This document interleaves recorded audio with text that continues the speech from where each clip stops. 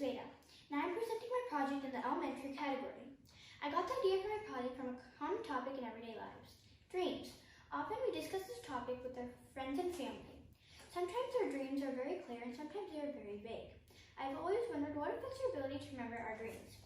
Therefore, my research question: how do hours of sleep affect our ability to remember our dreams? My control group is people who sleep more than or equal to 7 hours. My experimental group is people who sleep less than 7 hours. My independent variable is number of hours of sleep. My hypothesis was people who sleep longer will not remember their dreams because they have longer hours of break. A total of 150 data points were collected using the template I created.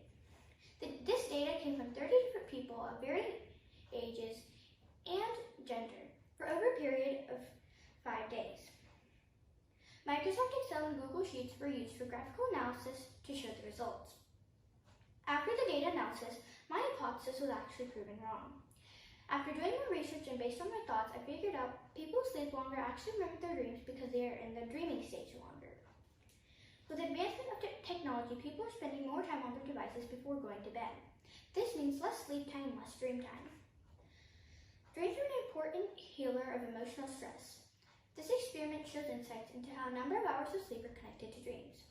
The data collected in this experiment can find its uses in sleep science, neuroscience, and general improving quality of life. A pandemic situation like this is a perfect example of high stress time.